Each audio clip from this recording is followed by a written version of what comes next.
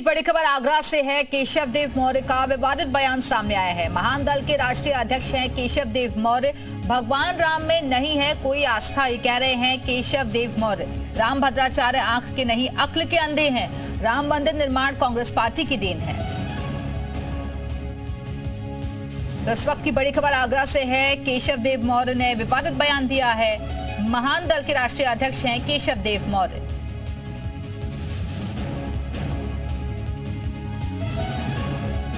भगवान राम में उनकी कोई आस्था नहीं है। राम भद्राचार्य आंख के नहीं अक्ल के अंधे हैं। राम मंदिर निर्माण कांग्रेस पार्टी की ही देन है।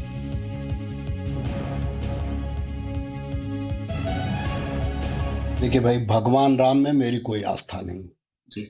मेरी कोई आस्था नहीं, केशव देव मौर्य कोई आस्था नहीं। भगवान राम अगर हैं तो जो लोग पूछते हैं वो पूजे, हमारी कोई आपत्ति नहीं है। मैं भगवान राम का बेहद सम्मान करता हूँ। क्यों करता हूँ? क्योंकि करोड़ों लोग उन्हें पूछते हैं। भगवान राम से ना मैं डरता हूँ, ना मैं उनमें कोई आस्था रखता हूँ। इसलिए मुझे प्राण प्रतिष्ठा से कोई मतलब विशेष नहीं है और प्राण प्रतिष्ठा कुछ है नहीं।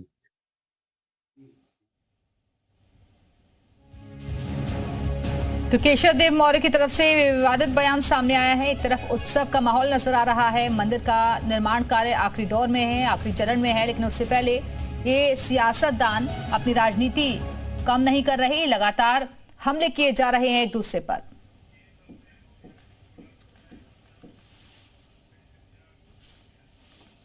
और इस वक्त खुद हमारे साथ महान दल के राष्ट्रीय अध्यक्ष केशव देव मौर्य जी जुड़ गए हैं। केशव देव जी, आप देख रहे हैं इस वक्त राममय माहौल है, हर तरफ प्राण प्रतिष्ठा होनी है मंदिर की, लेकिन उससे पहले इस तरीके का बयान देना, क्या क्या क्या आप मैसेज देना चाह रहे हैं, क्या समझाना चाह रहे हैं? कब राममय नहीं था देश, कब कृष्णमय नहीं था ये देश। भारत देश तो हमेशा कभी बुद्धमय रहा, भगवान कृष्णमय रहा, भगवान राममय रहा। हमेशा ये तो धार्मिक देश है और सभी धर्मों के यहाँ आदर हुआ और हमेशा सम्मान हुआ। लेकिन अगर राम भद्राचार्य जी की बात की जाए तो संत हैं, बुजुर्ग हैं, उन्हें कम से कम इस तरह की बातें नहीं कहनी चाहिए। तुलसीदास जी को क्यों बेइज्जत करवाना चाह रहे हैं? तुलसीदास जी ये क्यों कहेंगे कि जो राम को नहीं भजेगा वो चमार है, वो नीच है? ये तरह क्यों कहेंगे? और केशव देव जी, आप खुद कह रहे हैं कि सभी धर्मों का सम्मान होता है, सभी की अपनी अपनी आस्था है, तो जो राम के नाम में आस्था रखते हैं, राम मंदिर में जो आस्था रखते हैं, उनकी आस्था को भी तो ठेस पहुंच रही होगी आपके बयान से। मैंने क्या बयान दिया जिससे मैंने कहा मैं तो भगवान श्री रामचंद्र जी का बेहद सम्मान करता हूँ, क्योंकि उन्हें लाखों लोग अपना आराध्य मानते हैं। हमारी आस्था नहीं हो सकती है, अलग विषय है। हमारी आस्था कृष्ण में हो सकती है, हमारी आस्था भगवान शिव में हो सकती है, हमारी आस्था बुद्ध में हो सकती है, लेकिन हमने किसी दूसरे धर्म को कभी अपमानित किया हो? मैंने जो बयान दिया, मैंने कहा मैं भगवान श्री रामचंद्र जी का बेहद सम्मान करता हूँ। न मेरी आस्था भगवान राम में है, न मेरी आस्था भगवान बुद्ध में है। मैं तो विचारों की पूजा करता हूँ, मैं तो मूर्तियों की पूजा करता ही नहीं। नहीं, आप विचारों की पूजा करते हैं, विचारों पर चलते हैं, तो यानी कि कांग्रेस पार्टी के विचार से आप सहमत हैं? अभी जो कांग्रेस पार्टी ने स्वीकार किया निमंत्रण, उससे आप सहमत हैं? मैं कांग्रेस पार्टी के किसी भी विचारधारा से सहमत नहीं हूँ। नहीं, आप कह रहे हैं ना कि राम मंदिर का जो निर्माण हुआ है वो भी कांग्रेस पार्टी के देने हैं, आप तो ये भी कह रहे हैं। मैं ये कह रहा हूँ कि जो फसाद हुआ था अयोध्या में, जब अयोध्या में ताला खुलवा कर मूर्ति रखी गई थी, जब विवाद नहीं था, हिंदू मुसलमानों में विवाद पैदा किया गया, वो स्वर्गीय राजीव गांधी जी ने मूर्ति रखवाई थी ताला खुलवाकर। और जब मस्जिद टूटा, उस समय केंद्र में सरकार थी।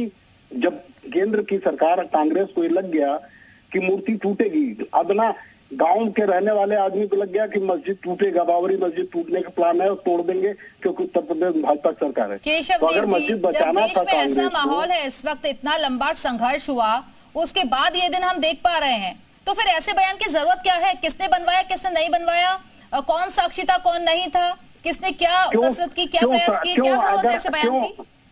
क्यों अगर हम अपनी विचारधारा को रखेंगे, अपनी बात रखेंगे, तो कोई इस देश में तानाशाही चल रही क्या? हम अपनी विचार रख सकते हैं, कोई तानाशाही रख गई, कोई दबंगई चल रही, आप कोई डांटेगा हमें? आप डांटेंगी हमें कि हम ये विचार नहीं रख सकते? भाई हमने कहा कि उन्हें जाना चाहिए भगवान राम के मंदिर उद्घाटन में, कांग्रेस के लोगों को जरूर जाना चाहिए, क्योंकि उनकी वजह से आज ये दिन देखने को मिला है। मस्जिद गिरा उसका श्रेय भी उनको जाता है, मंदिर बना उसका श्रेय भी उनको जाता है, तो जाना चाहिए। केशव देव जी, और जो राम भद्राचार्य जी पे आप कह रहे हैं वो सही है क्या? जो उनके लिए जो आप शब्दों का इस्तेमाल कर रहे हैं वो सही है क्या? मैंने क्या इस्तेमाल किया? मैंने कहा कि अगर आंख से अंधे अगर कोई व्यक्ति है, वो भले ही पूर्व जन्म के पाप से आंख का अंधा कोई नहीं होता, लेकिन अगर दिमाग का अंधा कोई है, अकल का अंधा है, तो निश्चित रूप से अरे भगवान सबके आराध्य हैं। कोई किसी रूप में पूछता है, कोई साकार रूप में पूछता है, कोई निराकार रूप में पूछता है, सारे तो उन्हीं के रूप हैं। चाहे कबीर पंथ हो, और चाहे बुद्ध पंथ हो, और चाहे भगवान राम का पंथ हो, चाहे सहयोग धर्म हो, सभी तो एक ही हैं, सभी पूज रहे हैं। तो फिर चलिए, बहुत बहुत शुक्रिया आपका केशव देव मौर्य जी हमारे साथ जुड़ने के लिए। और इस वक्त आचार्य शैलेश जी हमारे साथ जुड़ गए हैं। आचार्य जी, बहुत स्वागत है आपका जी उत्तर प्रदेश उत्तराखंड पर। आचार्य जी, ये जो केशव देव मौर्य जी कह रहे हैं कि उनकी तो भगवान राम में कोई आस्था है नहीं, और राम भद्राचार्य को लेकर भी वो विवादित बयान दे रहे हैं कि आंख के नहीं अक्ल के अंधे हैं वो।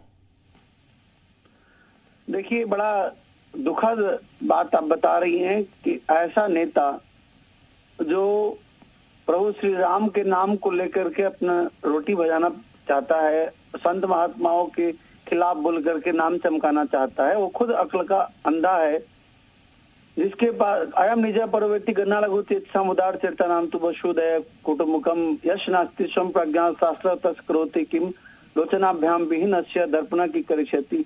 जो स्वयं आंख से अंधा हो उसके सामने दर्पण दिखाने की जरूरत नहीं है। यह जो व्यक्ति बोल रहा है, इतने बड़े राष्ट्रीय संत को, जिन्होंने प्रभु श्री राम की सेवा में पूरी जीवन गुजार दी, जिनको कंठाग्र रामचरितमानस याद है, ऐसे संत को अक्ल का अंधा बोल रहा है। वह व्यक्ति मानसिक रूप से रोगी है, वह मानसिक रूप से अंधा है। वह न तो समाज को जानता है, न देश को जानता है, न शिष्टाचार को जानता है। संत महात्मा के साथ कैसे बर्ताव किया जाए, कैसे बात किया जाए, वह नहीं जानता। ऐसे पागलों को उनको टीवी पर ज्यादा दिखाने की जरूरत नहीं है। ऐसे लोग को समाज से बहिष्कार करने की जरूरत है, क्योंकि ऐसे लोग सड़ी हुई मछली की तरह होते हैं। तालाब में आने के बाद पूरी मछलियों को गंदा कर देते हैं।